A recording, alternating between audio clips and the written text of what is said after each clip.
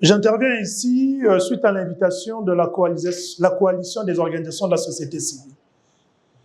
Et Monsieur le ministre me sait très direct, de même que Monsieur le Président.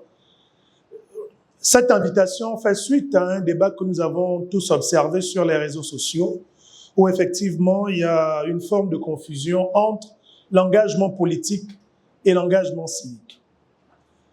Ce que j'aurai à présenter ici n'est pas une vérité absolue, c'est une contradiction avec tous ces manquements. Et l'objet ici est justement d'échanger pour pouvoir tirer les conséquences qui nous permettront de mieux structurer justement notre engagement civique. L'article 21 consacre ceci. Toute personne a droit à la liberté d'association. Le droit de former des associations, des partis ou formations politiques, des syndicats, des sociétés, des établissements d'intérêt social ainsi que des communautés religieuses. Tout ceci est garanti par la Constitution. De là, qu'est-ce qu'on peut retenir s'agissant de la liberté d'association? C'est la liberté de se regrouper en association apolitique, association ONG et autres, association politique, parti ou formation politique, c'est aussi une association à caractère politique, association corporatiste.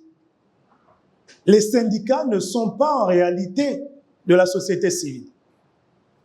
Les syndicats sont une corporation professionnelle. Si on a compris, si on a aisément compris que chacun a sa place et chacun doit jouer son rôle pour rendre notre démocratie effective. Et comment est-ce que cette démocratie s'est structurée dans notre corpus actuel? Elle a commencé à se manifester à travers la transition, les organes de la transition, qui reflétaient déjà l'esprit d'une démocratie pluraliste et participative. D'autant plus qu'on y retrouvait à la fois des acteurs politiques, des acteurs de la société civile et des acteurs, des militaires et autres. Donc là, déjà même, le président de la transition avait déjà à cœur d'avoir au Gabon une démocratie qui devait mettre à contribution tous les acteurs, chose qui n'existait pas. Et vous voyez que ça existait déjà dans la pratique, avant même qu'elle ne soit consacrée dans notre Constitution. S'agissant maintenant de la démocratie pluraliste et participative et des interprétations des articles 6 et 7, l'article 6 reconnaît les partis politiques et les groupements de partis politiques légalement reconnus. C'est important, légalement reconnus.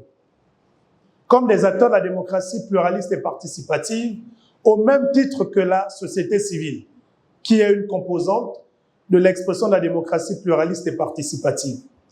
Ce rappel, c'est pour nous amener à comprendre une chose. La Constitution nous donne ce droit de nous exprimer dans le cadre de la démocratie participative. Mais est-ce que nous, en tant qu'acteurs de la société civile, on en a pleinement conscience?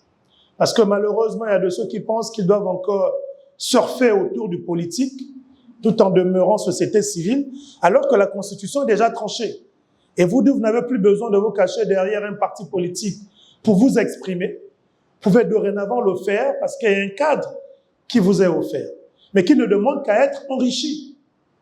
Malheureusement, nous peinons à l'enrichir et nous voulons garder nos anciens réflexes. Pourtant, la Constitution est venue trancher là-dessus.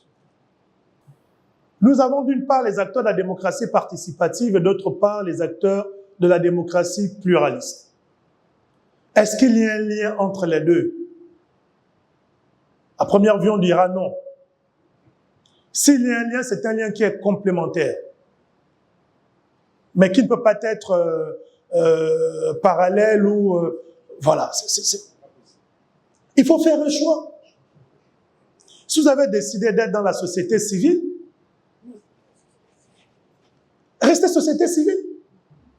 Si vous avez décidé de faire de la politique, restez politique. Si autrefois vous étiez un acteur politique, vous avez démissionné de votre parti politique parce que vous estimez que le champ politique ne sied plus et que vous vous sentez à l'aise dans le cadre de la société civile, mais consacrez-vous pleinement à la société civile.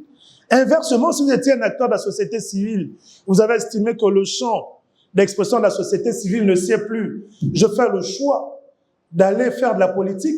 Faites maintenant de la politique. Mais on ne peut pas être à la fois acteur politique tout en revendiquant la qualité d'acteur de la société civile.